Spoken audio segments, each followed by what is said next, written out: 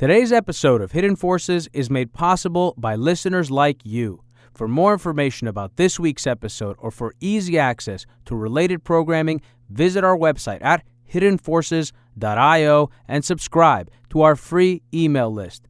If you listen to the show on your Apple Podcast app, remember, you can give us a review. Each review helps more people find the show and join our amazing community. And with that, please enjoy this week's episode.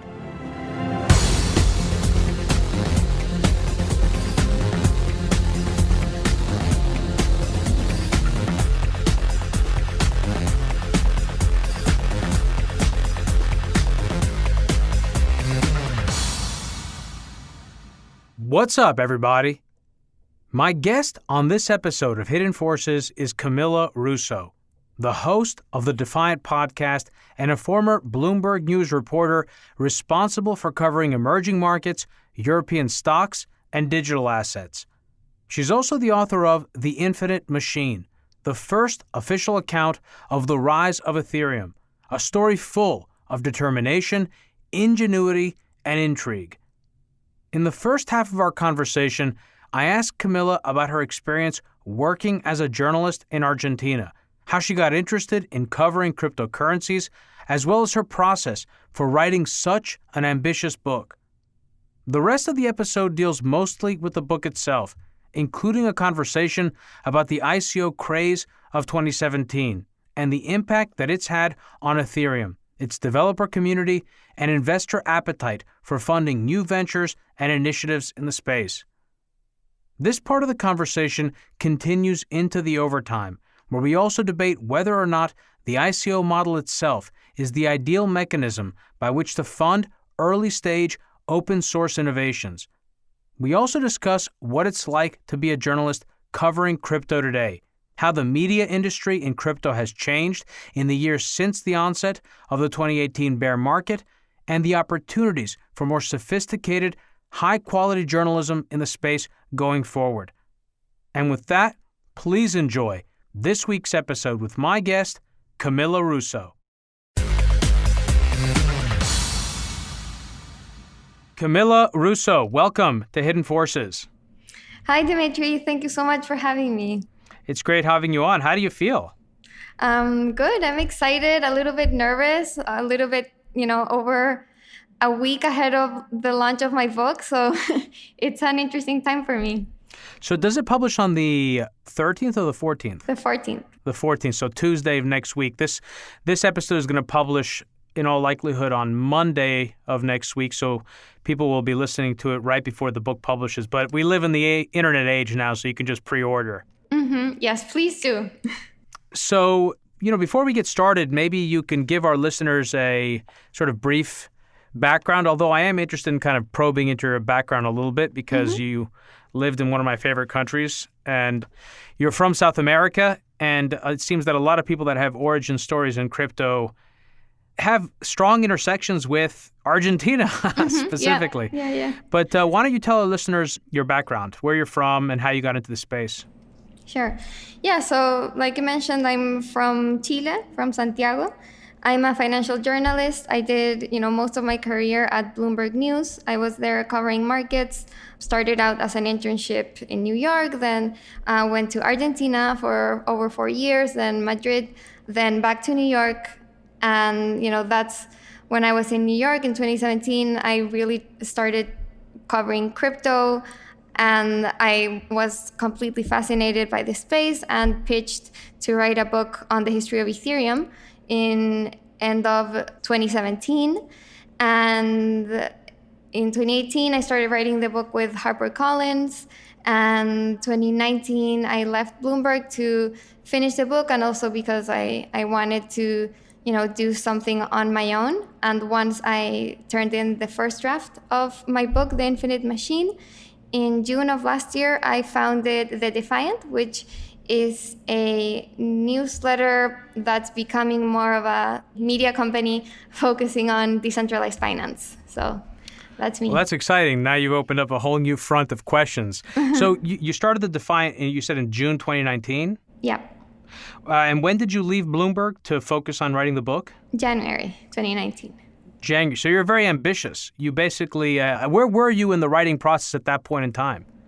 When I started the Defiant or when I... No, when you left Bloomberg. Oh, I was probably like halfway done through writing the book. So you already felt pretty confident about how long it was going to take you at that point. Yeah. Like I had the goal of turning in my draft by June. But I really, I didn't want to delay it any further. I really wanted to publish the book as soon as possible.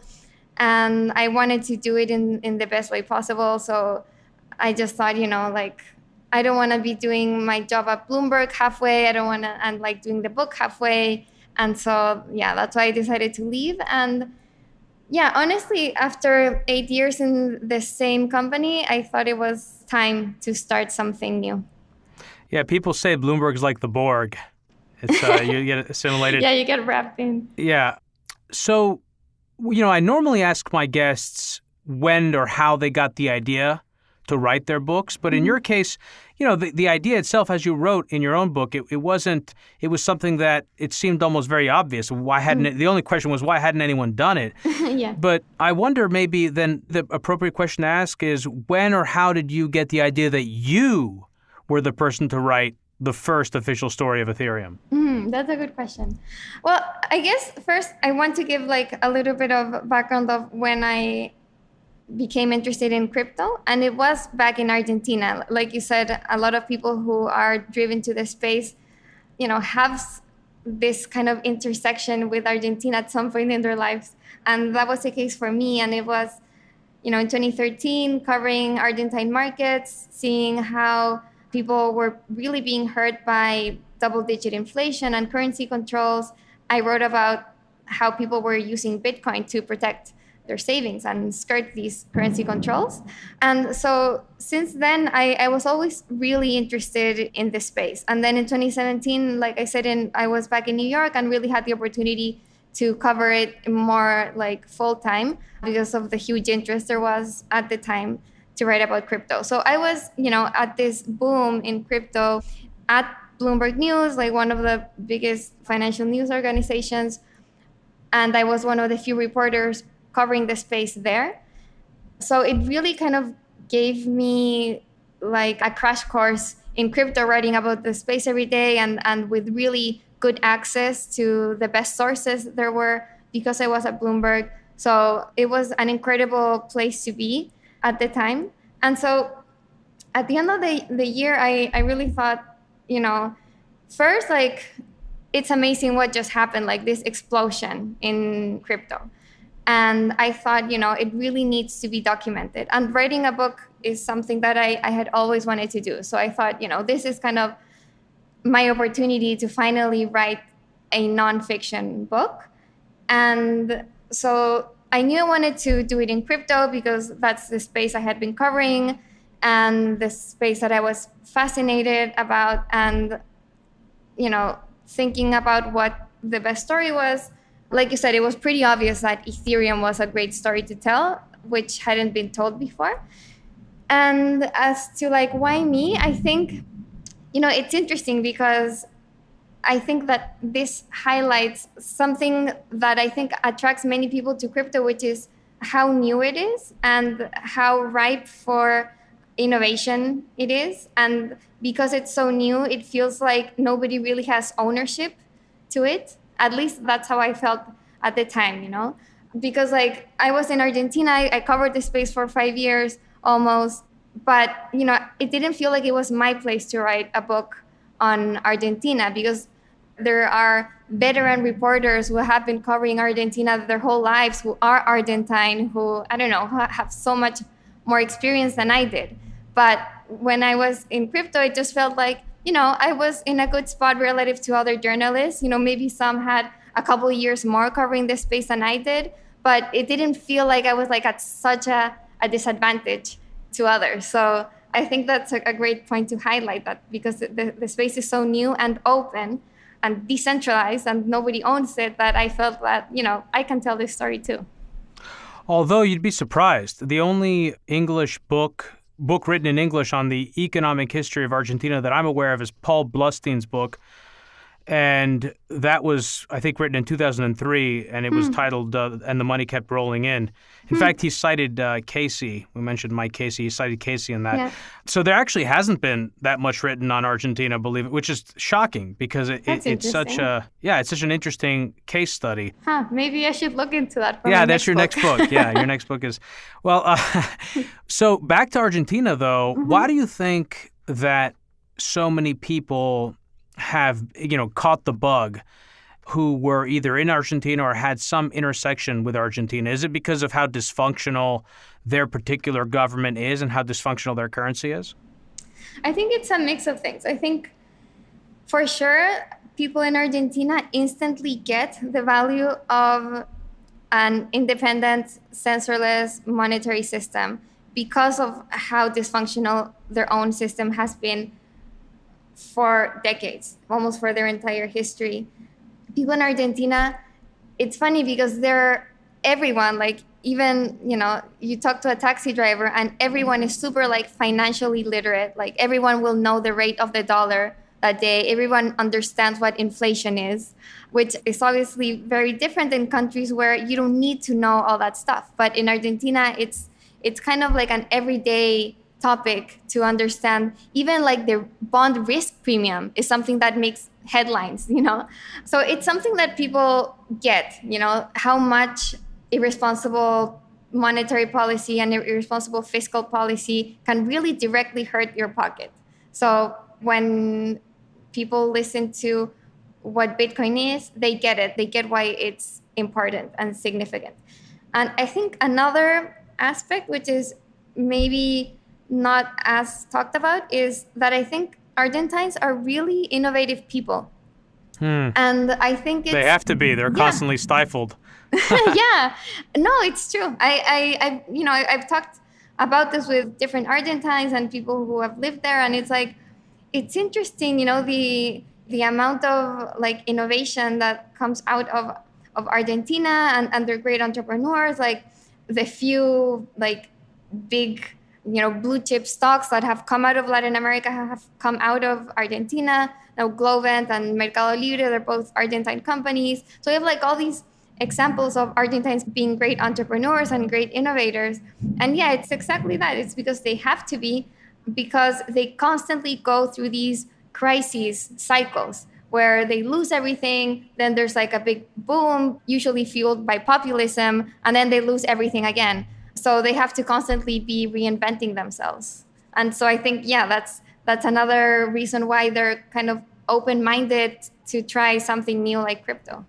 So, and I can't remember now what the saying is, but there's some kind of saying that relates to like there's always a way, how they always find a way in Spanish. How important, and then we'll move off of Argentina, but how important was living in Argentina in terms of your sort of interest in crypto? I don't know if you kind of answered that already.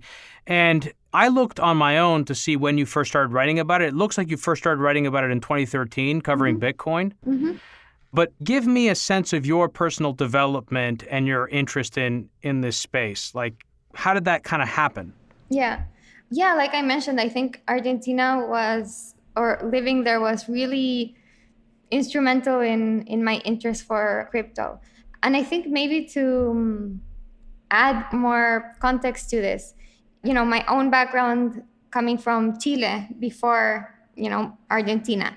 So Chile is a little bit of, in some ways, it's the opposite of Argentina in that it's very conservative, or at least it was. It's changing a little bit, but it's usually one of the more conservative Latin American countries when it comes to monetary and fiscal policy. It's, been traditionally a pretty stable country, switching between two like center-right, center-left parties.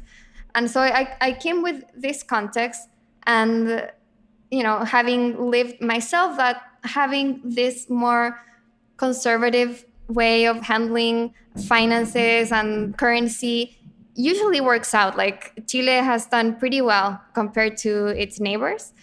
And then, covering Argentina with Bloomberg, which meant being constantly looking at markets. So I was looking at how the black market dollar was spiking while the government, hid the real rate of the dollar and tried to control the rate by having an artificial official rate, how, all these populist policies where, the government just printed money to subsidize people just caused huge inflation, which ended up costing people in the end.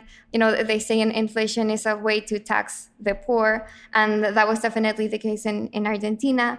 And I was constantly covering the different ways and very creative ways that Argentines were doing to protect against inflation. And it was very frustrating to see that the government really could come and tell you what you could and could not do with your own money. And I lived that firsthand because I was earning Argentine pesos when I was working in Argentina. And when I first got there weren't currency controls. And the first thing my coworkers told me was, as soon as you get your salary, you need to buy dollars and just keep everything in dollars. And I was like, okay. So when I did that, I got my salary and I just online bank, I switched my pesos to dollars. And then one day, a couple of days after Cristina Fernandez was reelected, and I was covering this, at the Bloomberg office, she went on TV and said, people aren't allowed to buy dollars anymore. And that was it. No warning, no debate. It didn't have to go through the Senate, nothing. It was just, she just announced, you're not allowed to buy dollars anymore. And sure enough, I went into, my bank account, and the option of converting taking my pesos from my peso account to my dollar account just wasn't there anymore. And that just really illustrated to me how frustrating it can be when a government just dictates what you can do and you can't do with your own money. I just couldn't believe it. So I think that really kind of, when I heard about Bitcoin, that it was this independent currency that's not controlled by any government or any central bank, it really did make sense to me. And I thought it was a really powerful, idea. Are you surprised that Bitcoin and other cryptocurrencies haven't gained more traction in the developing world or in countries like Argentina? Well, yes and no. I mean, like I said, there's definitely a reason to own Bitcoin and other cryptocurrencies, especially in countries with inflation and currency controls. So I would expect, anyone who can would own crypto. But at the same time, it's still really hard to do. It's not a very intuitive process, and, with having to understand how to handle your private keys and your wallet, and, I don't know. I think it's still, complicated and takes a few steps to do. I don't think we're there yet in terms of onboarding and fiat on and off ramps. So I think it's understandable that not everyone kind of gets it. Well, we'll have time to get into all the contemporary stuff in the overtime, but I want to use the rest of our time today, and the full episode at least, to discuss the book. Mm-hmm. Because as I mentioned to you before we started, I agree with you that it's, this is one of those topics that is just strikingly book-worthy, and you couldn't have really gone wrong by deciding to focus on it. Mm-hmm. And it's very much kind of in the vein of a digital gold insofar as it follows a very sort of clear structure. It begins, with Vitalik pretty much, and it moves through to the post-ICO boom period, mm-hmm. which is kind of where we're in today.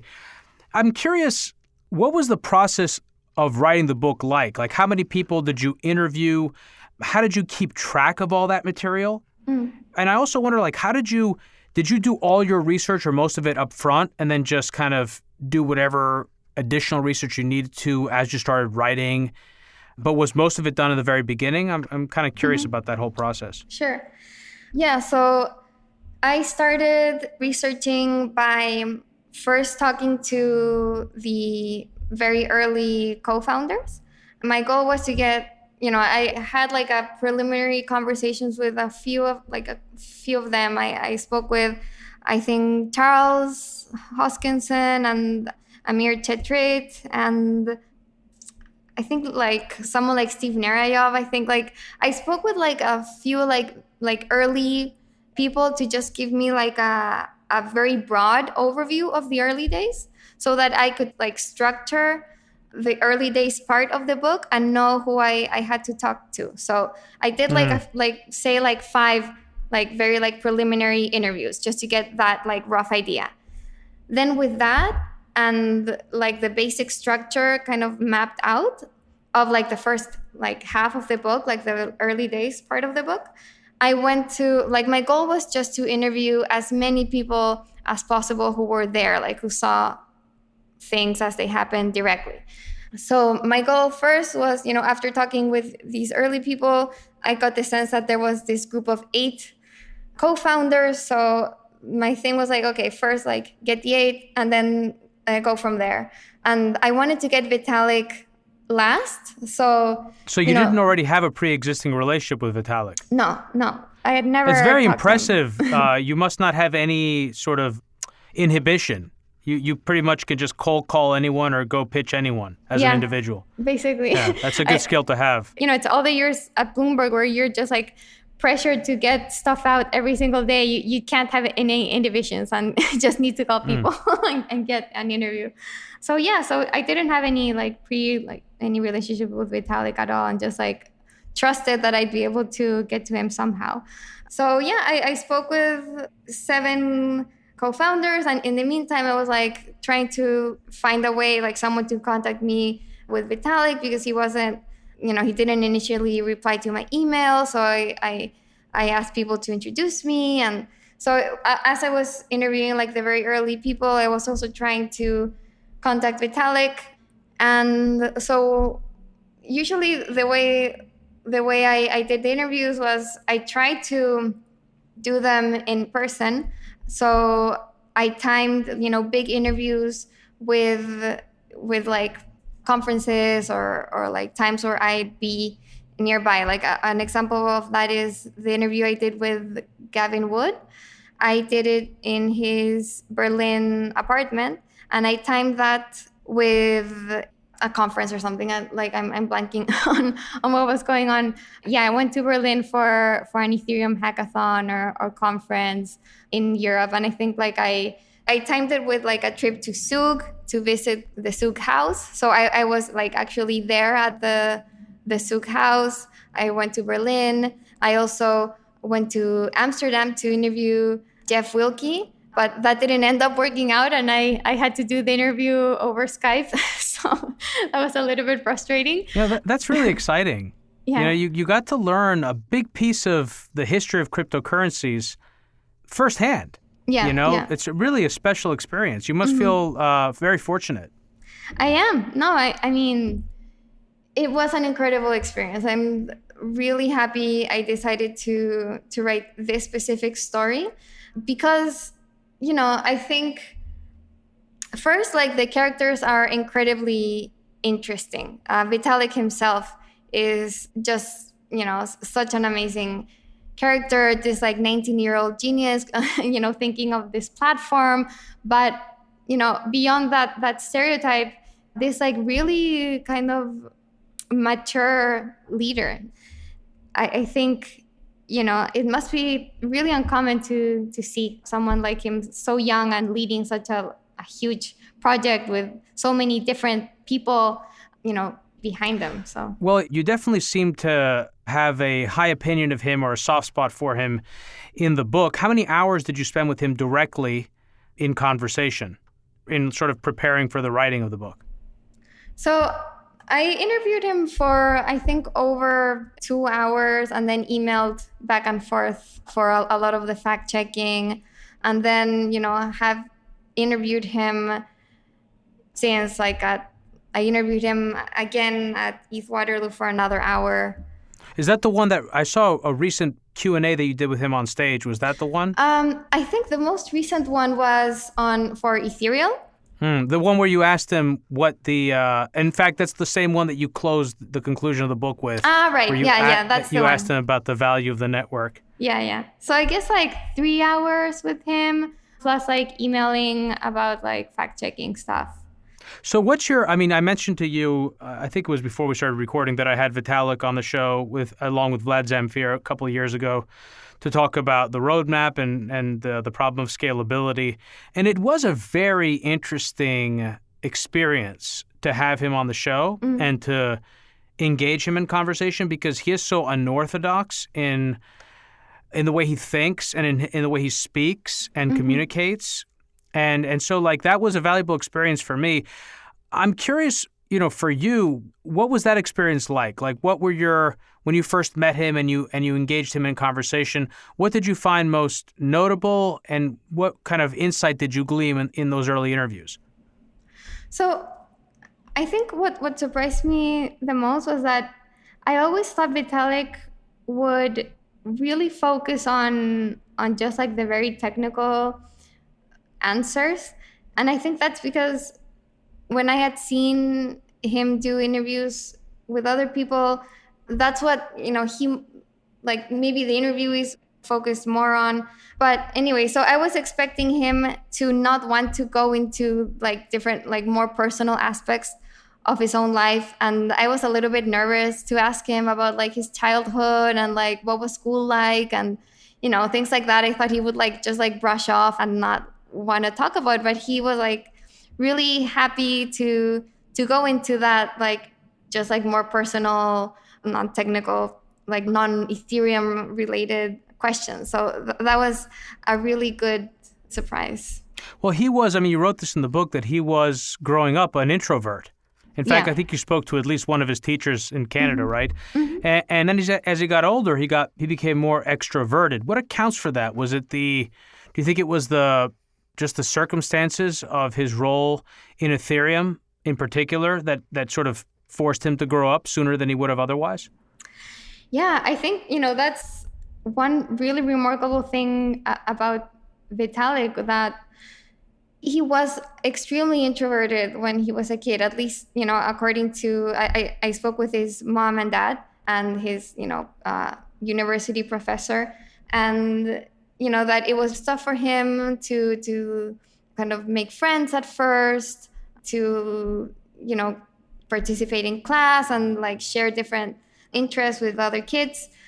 And I think, he, according to his mom, like he started to come out of his shell a little bit first when he changed schools to like a smaller, more specialized school. So that allowed him to like meet other people with similar interests. And I think really with Ethereum having been, like pushed into this position of leadership, I don't think, even if that's not what he like really most, loves to do, like standing up on stage and like inspiring people. Maybe it wasn't like what comes more naturally to him, but he was forced to be in this position because he believes in Ethereum so much. So he just went ahead and did it and got on stage at that Miami conference when Ethereum was announced and had this huge kind of positive reaction to his talk. And from there, he just, he kept evolving and improving and talking on stage. And I guess with time, he got good at it, or at least, I think he's pretty good at public speaking now. And he's like very kind of loosened up and makes jokes. And I think he's like found his crowd, and it just like maybe he's more comfortable. But it's definitely been a big evolution. According to like what his parents said that he was like when he was a kid. Where did the rainbow unicorn come from? Yeah, that's interesting. I think it's really hard to say, but I think where it comes from maybe also let our not all of our Okay. listeners will actually know what I'm talking about, so maybe you can fill them in. Though I'm sure anyone in the crypto community already knows what I'm talking about. Yeah, so Ethereum has this very unique aesthetic filled with rainbows and unicorns and just like mythical creatures all around. And it's very kind of internet centric with memes and like, I don't know, like pixelated images and emojis and that sort of stuff. And I think it was born out of the Nyan Cat emoji. You know what I'm talking about? It's like a little flying cat on like a piece of toast, and there's like Yeah. a rainbow shooting out of its tail. So yeah, it's like this meme or like emoji in the internet where it's like a flying cat. Yeah, it's like a And it's like a low resolution yeah, cat on like a Windows ex- 95 machine or something. exactly. And there's like a rainbow flying Yeah. after it. And so on the very like early Ethereum t-shirts, there was one Ethereum shirt that had, the word Ethereum and a neon cat like underlining Ethereum with Hmm. like the rainbow would underline the word Ethereum.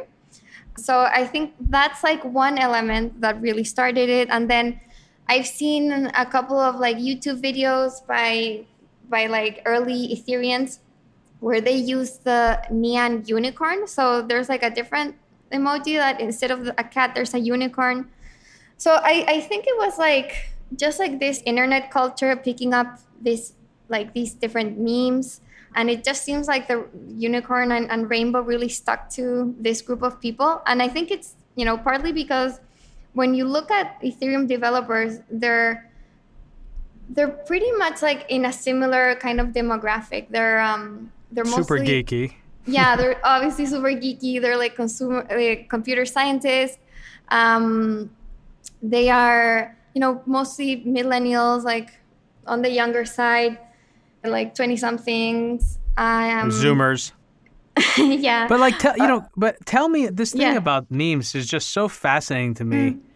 I have a friend who's in his kind of mid-20s, and he sends me stuff all the time and kind of educates me, keeps me up to date on the memosphere. And the memes that I'm following the most lately are actually memes of Sergey Nazarov, which is it's super funny because Yeah. they've like I saw this one where they had him in what looked like a TV, like he was on television with like CNN scrolling underneath that he'd been killed in a car crash.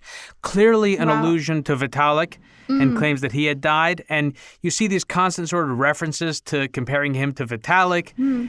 But at core, they're meant to be funny. Yeah. But they also clearly play a much larger role in terms of community. And community is such an important part. I mean, even Vitalik talks about this. It's a part that, for someone like me, for example, I always could appreciate in general terms that having a strong community is great if you have open source development. But it's much bigger than that in crypto. So I'd love for you to maybe talk to us a little bit about what you've come to understand about the culture. I mean, we've been talking about, a little bit about it now, but like the significance of culture in Ethereum and how that clearly differentiates it from something like Bitcoin. And I should also mention one of the other things that is very obvious about Vitalik is that he's not ideological. And so, ideology, in particular Austrian economics ideology and sort of libertarian anarcho-capitalism is a big part of what Bitcoin is about. And one of the interesting things about Bitcoin is that you see a lot of these like internal schisms in the culture where people that come into it need to sort of adhere to some of these ideological framings. And, Vitalik obviously doesn't have that. And so as a result, also, Ethereum writ large is not really ideological in that sense, even when it comes to the issue of the supply schedule. But, tell me a little bit about what you learned about the culture, and I'd love to know how memes play a role in that and why that's significant for the future of Ethereum. Yeah. No, super interesting topic. I think, memes absolutely play a role in crypto because in the end, they're a way to synthesize narratives. And so I think we're constantly looking for like shortcuts of, ways to understand the world better or easier or more easily. And I think that's what memes help do. They really pack so much information in one image and a couple of words. So I think that's why they're so powerful. They spread, they mutate, like people make them their own and they communicate something like very quickly. So I think especially in a community like the crypto community where everyone is online all the time in different like forums and Twitter and Discord or wherever, these memes are particularly powerful, like maybe more powerful than in other communities. Oh, definitely. Yeah. And I think, yeah, they're not to be underestimated. I think they can definitely be an incredibly powerful tool in a community. And yeah, like the Link Marines have really excelled at this. I think the synthetics community is great at memes too. And maybe not coincidentally, the tokens have done really well because in the end, they're a way of like doing a little bit of propaganda, like spreading the word on your project. So it definitely helps. About like Ethereum culture, yeah, so we talked a little bit about this, the whole like unicorn rainbow aesthetic, and it does come from memes and like internet culture. And yeah, like I was saying, it appeals to this demographic of really geeky millennial hackers. I think that's what really differentiates the Ethereum community from the Bitcoin community, is that a lot of the people I spoke with within Ethereum come to Ethereum because they're excited about what they can build on this platform. So for those who don't know, the Ethereum network, the way it's different from the Bitcoin network is that it's Turing complete, which means it can process anything that a computer can process, whereas Bitcoin is more limited in its capacity to do that. So, different developers who were maybe attracted to crypto and had looked at Bitcoin but were disillusioned with it because they couldn't really build anything on it, came to Ethereum because of this flexibility.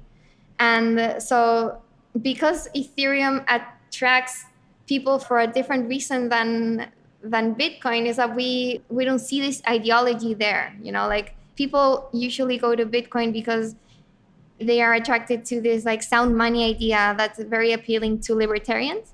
But in Ethereum, it's more like people go to it because they are geeks who want to build stuff. And so they can be libertarians, which, because it's still crypto, it's still the case that many people in Ethereum will be libertarians, but you also get tons of liberals. And it's, if you're like developers, a millennial developer in a big city, you likely find tons of liberals in that kind of demographic too. So you get like more of a mix of people there. So if you had to choose, although this might be unfair to choose one chapter or one story, so maybe you can give us a few of them, but what are some of your favorite stories that when you were researching them and then also writing them, you just felt really exciting and you were excited to share them with readers? Was it stuff that had a lot of personal drama, or was it things that got more technical, for example?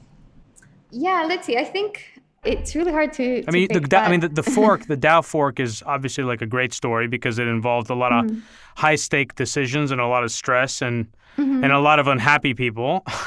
Yeah.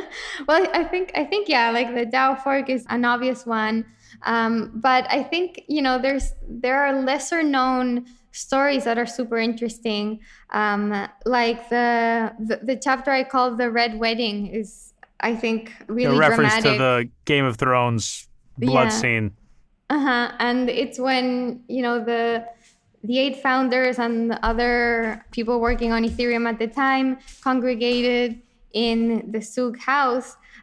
Some people thought they were going there to sign documents to turn Ethereum into a company. But in the end, what ended up happening was that 2 of the founders left or were kicked out, depending on who you asked. Amir and Charles. Exactly. Yeah. And Ethereum ended up, becoming a foundation, or Vitalik made that decision after much deliberating in the past few months. But it was a really intense moment, where the people in the room kind of decided that this would be done. So I think that's not as well known as the DAO fork, but probably equally dramatic. And what else? I think like the chapter on the Miami houses, I really liked researching because this is one of the few moments where all of the Ethereum co-founders were in the same place. Well, except for, well, not all of them. Jeff Wilke and Mihai couldn't be there. But it's really odd that there weren't really many moments where you had most of the founders in the same room, and the Miami house was one of them. And it was really exciting because Ethereum was just a project, so it was really easy to dream, and everyone was on board and not fighting as much. And Vitalik made this announcement at the conference. So, Gavin was there thinking it would be a hackathon to build Ethereum, and he was really disappointed to find people in the house just drinking and dreaming of like going to the moon. So yeah, that's another interesting one. So this story, the Red Wedding, was in particular one that I pulled out and put quotes from in my rundown for today's conversation, because the way you told that story, first of all, it felt like you had a certain amount of admiration for how Vitalik handled it at the time, as well as the role that he played in deciding that Ethereum would be a nonprofit and an open source project, and also how that changed him. I mean, you actually said Vitalik was only 20 years old at the time. You explicitly made that point. He looked like any other young geek in his worn out jeans and faded t-shirt and rail thin frame. So that kind of goes back to that point about his leadership and his evolution. But it also, you dealt with a lot of these other characters in the book, and some of them, weren't particularly, didn't seem particularly magnanimous. Some of them already have a reputation for not being. But, what was that like, dealing with all of these different egos, and each of them have different expectations about how you're going to describe them, their own sense of, their role and what you think their role was? And I'm sure there have been instances in the book where, the stories didn't converge. Charles may tell you one thing, Vitalik will tell you a completely different thing, and, Gavin will tell you something in between. So, yeah. How did you manage all of that? What were some of these individuals like? Can you give us some insights about that? Because that's super interesting. Oh, let's see. It's tough because about the process of the book, which I guess I never really finished telling you about. So I did like all the interviews, starting with the founders and then like leading to everyone else. I did like over 100 interviews, tons of hours. And once I had that, I sat down and started writing the story. And then, I often went back and did second interviews when I was missing information. And once I completed the entire book, I did fact checking where I took out I did bullet points of all the facts where I mentioned the different characters in the story. And emailed them to them so that they could check what I was saying about them. But, they haven't really, I don't think they've read the full book yet. So I'm not sure, maybe ask me this question in a month and I'll tell you. I mean, if you were writing a book, if I was one of these guys and you were writing a book about Ethereum and I was in it, if I had reason to be anxious about how you would depict me, I probably would be. So I just imagine that some of these characters whose reputations are not stellar post Ethereum, I just wonder how that, what that might have been like. Were any of them particularly controlling about the image that you would paint of them? Were they concerned about it, or did everyone pretty much just give you what you wanted? No, I actually had a relatively good experience in that sense. Nobody was particularly controlling because in the end there was not a lot of opportunity to control anything. What I did is, like I said, I did most of these interviews in person. I, spoke with them for several hours, couple of hours, and I had everything recording. I just asked them, tell me, the story as it happened.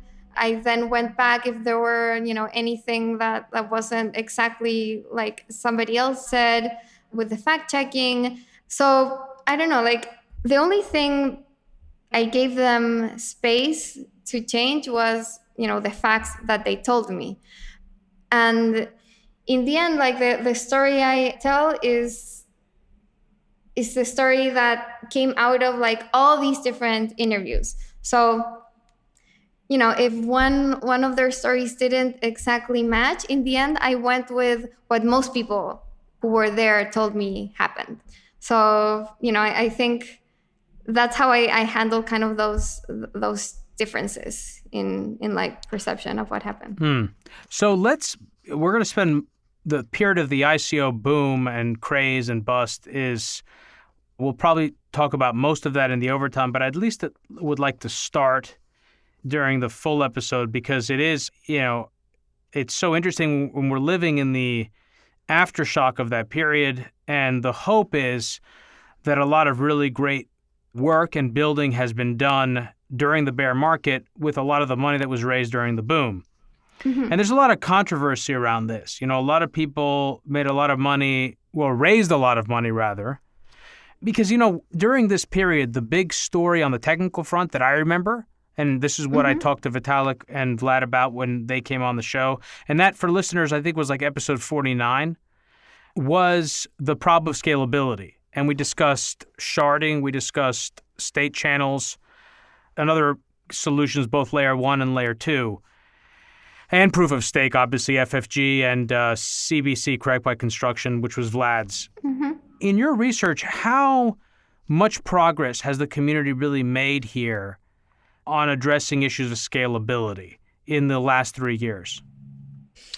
I think progress in scalability has been really incredible in the past 3 years. When I started writing the book, there weren't really any scaling solutions being used by like consumer, quote unquote, consumer dApps.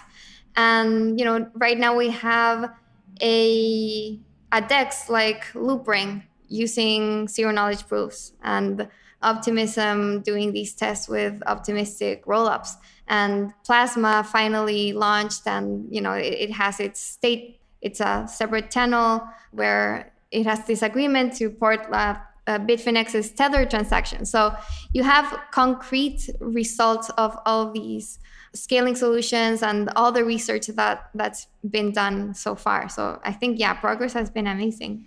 Well, what are you sort of most excited about? How much headway have they made? I've heard Vitalik talk about, for most of what I see, it's incremental solutions with the aim and focus being on something that you're also focused on, which is DeFi, which is basically scaling Ethereum enough that they can fulfill at least some of the hopes of creating a decentralized financial system, right? So what about that sort of excites you the most? You mean what about DeFi or? Yeah, what about DeFi, and also what about some of the sort of base layer implementations make that possible? So in other words, I've actually talked with briefly on 2 occasions, actually not so briefly, the framework guys who have actually been on your show, Vance and Mike, I think is the other guy's name. Mm-hmm. And we've talked about this because, they're huge investors in the space. They're very educated on DeFi. And that was kind of one of my questions, which was what has really changed in Ethereum in the last, let's say, 3 years that has created an opportunity in decentralized finance? In other words, is it just on the distributed applications front, or is there something, has work been done on the network, on the base layer that has, and maybe on secondary layer solutions that has enabled or made possible some of these other applications? And, obviously with the broader implication of what can we expect to see in terms of use cases and proliferation of stuff like this? Yeah, it's a good question. I think for now, most of these DeFi applications aren't using second, like layer 2 scaling solutions. There's a couple that I mentioned, but the large majority are transacting on layer 1, which just tells you, there's a huge potential for the space to keep growing as they kind of move to layer 2 solutions. And I think what really happened in the space to enable this DeFi explosion was, one, the amount of money and interest that was going to Ethereum during the ICO boom. So that definitely, that funded many of the top DeFi projects today. So MakerDAO raised money around that time. Kyber did as well. Yeah, and many top other DeFi projects were created and funded because of the ICO boom. So people kind of love to hate on ICOs, and I think, and partly with with good reason too, but a lot of good also came out from that. And then secondly, I think the bear market and having kind of, not having the distraction of like the price mooning and just like constant headlines and people getting rich and like scams and all of that, like, and just, having to get their heads down and build and ship on whatever they promised during the ICO days. We're seeing the product of all that building right now. So I think that's kind of the, beyond whatever marginal improvements there were made to like the base Ethereum layer, which I don't think there were huge improvements. I mean, there were like a couple, like a few forks during that time, but I think what really explains DeFi today is that the ICO boom and bust. It is. So it's the kind of dark bandwidth effect. It's the money that came in and the fact that a lot of these projects could... it's interesting. I think that in a sense, cryptocurrency is the success that the community has seen in terms of raising money is actually itself an indictment of the profound failures of our institutions to properly fund academic research, the type of research that gave us the early internet protocols. And so like you've got the private sector trying to fund this, and it's been problematic. It's been problematic in terms of ICOs. Also, the ICO is another great example of the profound failure of our regulators. Again, it's almost like, for me, it's the larger issue is just how utterly captured and incompetent and corrupt our legacy financial system is. That is a bigger story in terms of what I see rather than the substance of decentralized finance or blockchain at the moment. I think also this comes across in the conversations I've had with Vitalik and other developers in the space. These guys and gals are excited to build stuff, but what they're building takes a long time, and it takes a much longer time to build than what the investors expected or hoped. Because most people that got involved in this space that funded it should never have been involved in the first place. They didn't actually, they were just looking to get rich. Most people that were speculating on the currencies. And so I think that's a big sort of story here, which is that you've got a lot of these smart people trying to develop stuff. They'd be in a much better, I think, situation if they could focus on building and not be going through these booms and busts. Right? Which is what a lot of the open source development community had in the 60s and 70s. I think, I'm not sure I agree with that, because I think these booms and busts, like I said, they're bringing money to the space. And I think it's tough to rely on like private donations and charity to get open source protocols working. I don't think that's not always a sustainable business model. And I think that's the great innovation of blockchains and crypto, actually, that it has baked in this incentive, which is the token, and which allows open source platforms and applications to actually be sustainable in the long term because they have these tokens. It certainly has attracted capital. There's no question about it. But I think it's attracted so much capital, one, because central banks have created a tremendous amount of liquidity that's enabled that capital to flood into early stage. And it's also because of the profound failure of governments and central banks and regulators both to keep white-collar criminals accountable and also to actually restrain their provisions of credit. So anyway, it's a kind of a larger... I know it's kind of heresy for this community. I used to be a much more of a proximate libertarian, but what I've seen over the years, I think in that sense I have a lot more in common with Vitalik in that I've become much more nuanced in my thinking around this issue. And in terms of like nonprofits, I agree. I actually mean specifically that because we don't have faith in our government, and understandably why we've lost faith in our government, we don't have the type of moonshot projects and initiatives and collaboration between the government and the private sector that we had obviously during the war, but then in the post-war period, the 1950s and 1960s in particular, that would have seeded these type of early stage innovation, because this is very capital intensive.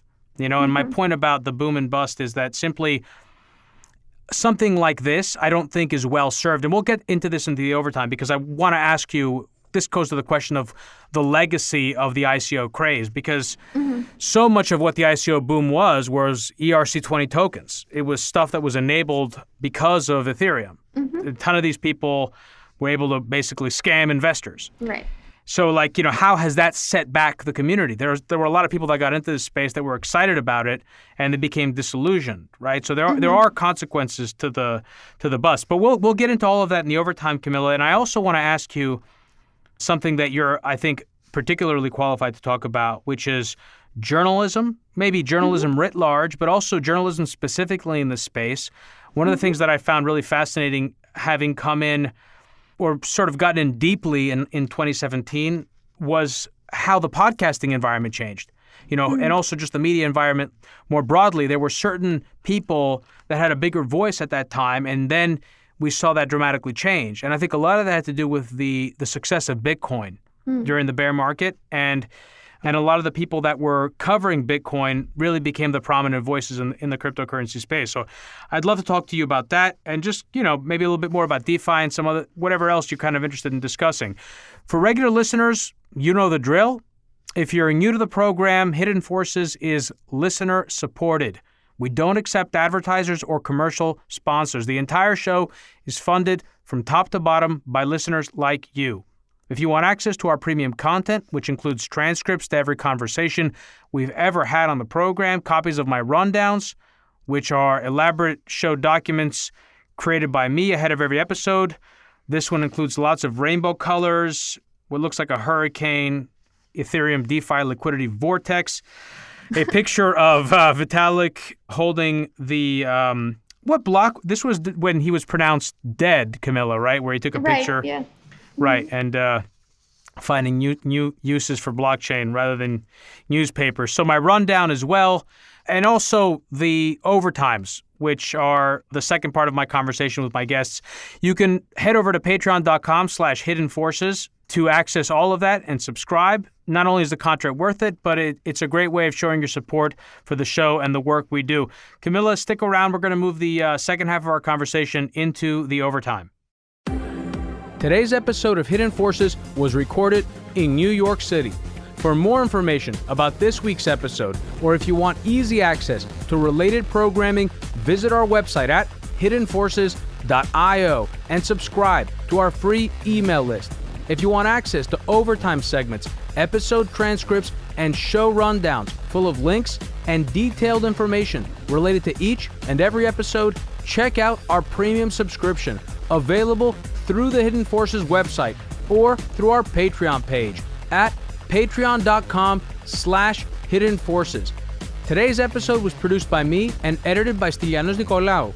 For more episodes, you can check out our website at hiddenforces.io. Join the conversation at Facebook, Twitter, and Instagram at Hidden Forces Pod, or send me an email at dk@hiddenforces.io. As always, thanks for listening. We'll see you next week.